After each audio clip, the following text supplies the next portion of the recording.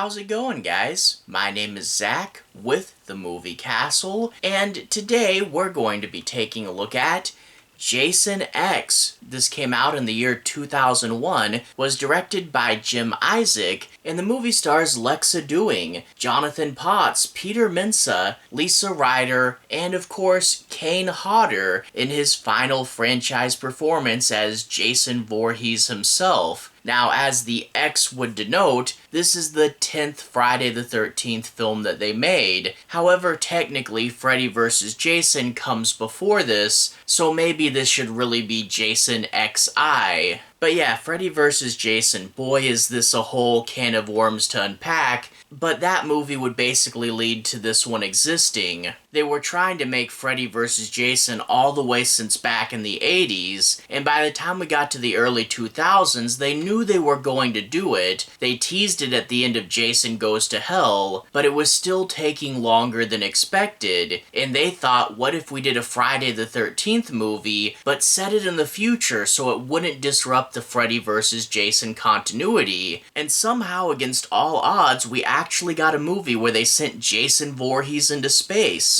It's a super weird and bonkers idea. I've said before that we're incredibly lucky we live in a world where Freddy vs. Jason actually came out, but boy isn't it strange that we live in a world where Jason also went into space. I have no idea how this goofy thing got greenlit, but boy is it a spectacle to see. It really does shake the formula up, putting it in this new location, and having Jason run around a spaceship is pretty fun. We of course also get, as shown in the poster, a second form for Jason. Evil gets an upgrade, Uber Jason. And no, he doesn't drive people around in his car. This was before Uber was really a thing. The name doesn't age well though, does it? But regardless, Uber Jason is a super cool design, and it's fun when we finally get to that last act of the movie and there he is absolutely tearing stuff up in his enhanced future form.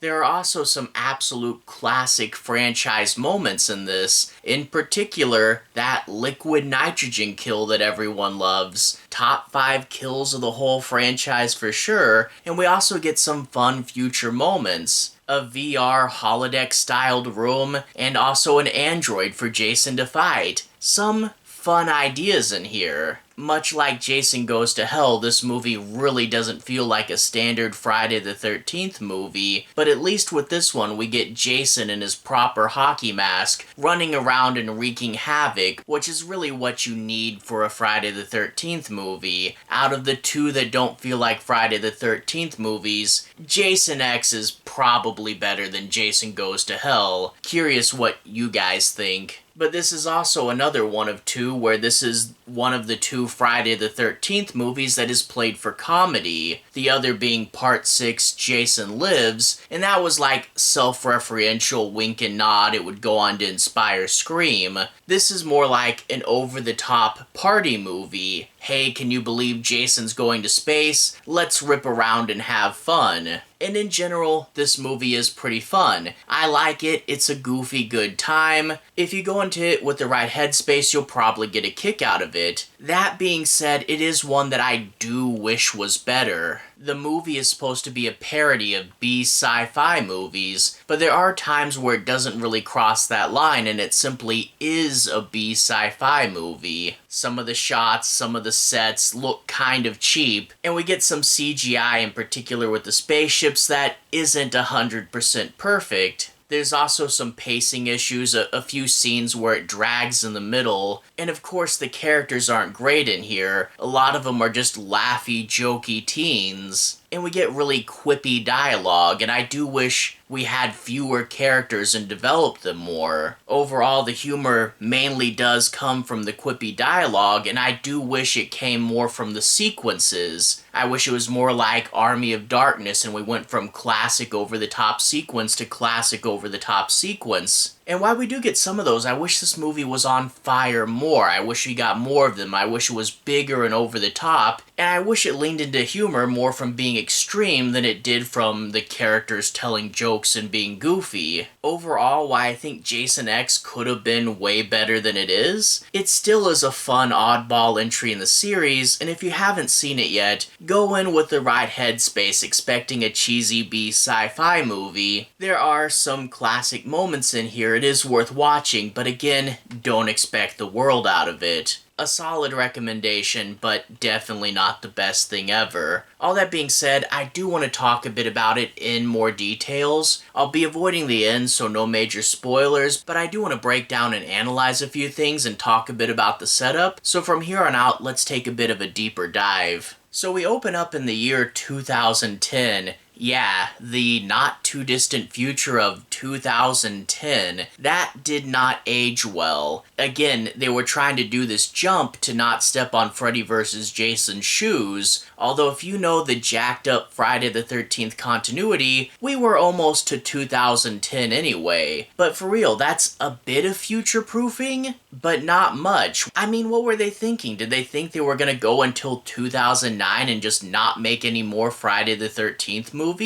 I mean, okay, ironically, that's exactly what happened, but still, this movie should have took place in like 2030 or 2040, because now if we ever do another one, we're gonna have to ignore this or set it in the past. Whatever, we're in the Crystal Lake Research Facility, and it turns out that in 2008, the government caught Jason Voorhees and has spent 2 years trying to kill him. Nothing they do actually puts him down, so they come up with the idea to freeze him instead, because at least he'll be contained. But then we get a scientist, actually played by David Cronenberg, the director of The Fly and Scanners and Videodrone. A really cool cameo. But David Cronenberg says no, the government actually wants to study him instead, and the main girl at the research facility, Rowan, says, don't do that, that's dangerous and a horrible idea, and wouldn't you know it, Jason breaks out and kills David Cronenberg. Rowan is able to lure Jason to the cryo tube, but even though he gets in, he stabs it, and cryo, like frost or whatever, starts leaking all over this room, and security protocols go into place and lock the whole room down, so now Jason and Rowan are both frozen for the foreseeable future. We get a time jump of a little over 400 years, and we get this professor and his students going to Earth, which is now barren and uninhabitable. It has a nice orange Blade Runner tint to it. They find the cryo room and it looks like Rowan is still alive, so they're gonna take her back to the ship and bring her back. They think Jason's dead and we're just gonna keep him as a specimen. Nothing could ever go wrong there. But they use nanotechnology, they bring Rowan back, and it turns out it's the future. Everyone you know is dead, Earth is uninhabitable, you're trapped on a spaceship with Jason Voorhees, and you're the only one that knows of the danger. Yeah, this is an interesting setup for Rowan's character. There's a lot you could explore with being a person out of time. You really could have done a lot more with her, but again, no one in this movie gets any significant character development,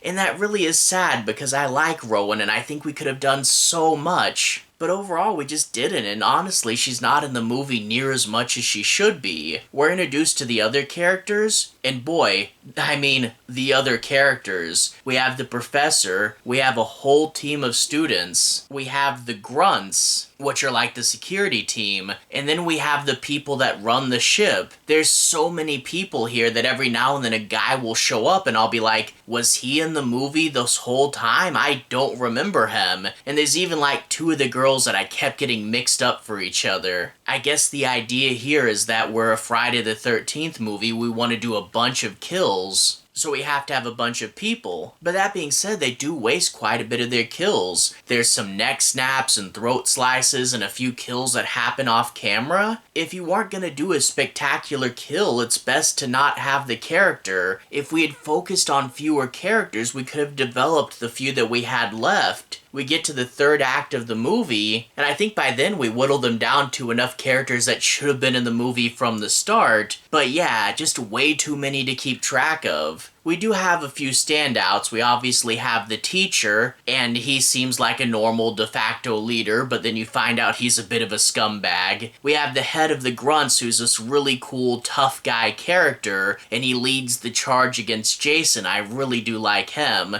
And then we, of course, have the standout character, KM, who's going to be this android character. She has an interesting relationship with the student that built her. She has this thing where she wants to be human. You're not real?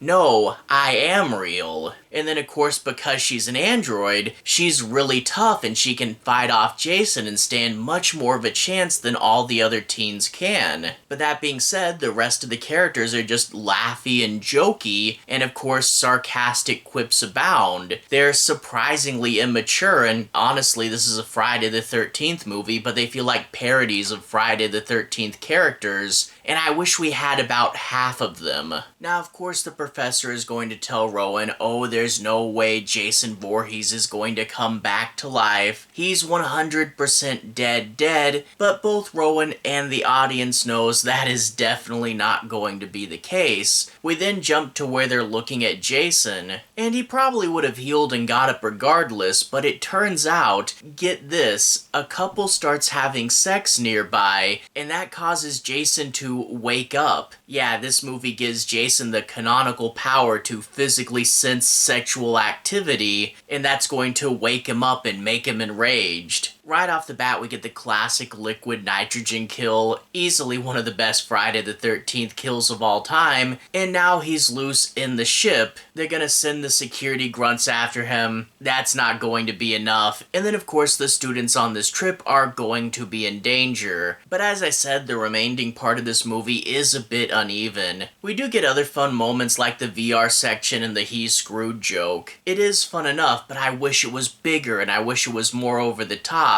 The middle's good enough, but I found myself really wanting to get to the Uber Jason segments. Again, I don't want to talk too much about the plot towards the end of the movie, but it is on the poster, so I'll talk a little bit about it. Through a mishap with the nanobots, Jason does come back in a bigger, stronger form. And I like this idea. We're going in space, let's get a special space variant of Jason. And if it makes him bigger and stronger, well, all the better. The design is pretty cool, where he gets like a large middle section on one of his arms, and we get a redesign of the hockey mask that is still a hockey mask, but it is a cool future silver robotic hockey mask. Overall, the design is pretty fun, a little goofy and campy, but pretty fun, and it's towards the end of the movie that we get fewer characters, everything is a lot easier to keep track of, and we get bigger, fun, over-the-top moments. It does a really good job being the goofy movie that I knew it could be at the end, and it does eventually hit its stride. And I won't say too much about it, but there is a really fun callback sequence later on that was a pleasant surprise. So in general, the movie had a pretty decent third act. Overall, Jason X is a fun movie. Not the best thing ever, I do wish it punched a lot higher and a lot harder, but for what it is, still pretty fun. I had a good time with it. Go in expecting a cheesy B-party movie and you'll definitely enjoy it. Weird that this movie is the end of the original timeline. I mean, just go back and watch the first Friday the 13th movie and then jump to this one. Wow, that is tonally jarring. But whatever. It's a goofy ending, but really looking back at the Friday the 13th series, it really did manage to stay fresh and stay entertaining. And I think as a franchise, Friday the 13th held up among the best as far as like keeping all its sequels relatively good. A lot of other franchises were pretty hit and miss, and I know Goes to Hell went like way too off the rails, but in general I really did have a good time with the Friday movies, and if you haven't done the complete series binge, I'd say go for it. But all that being said, to everyone who's watched so far, thank you for watching. To everyone who's liked and subscribed, thank you, you really are helping the channel out. I'll leave a relevant playlist on the bottom. This should be my Friday the 13th playlist where you can see me talk about the other entries in the franchise. Anyway, have a good day. I'll see you guys again very, very soon. Playlist here.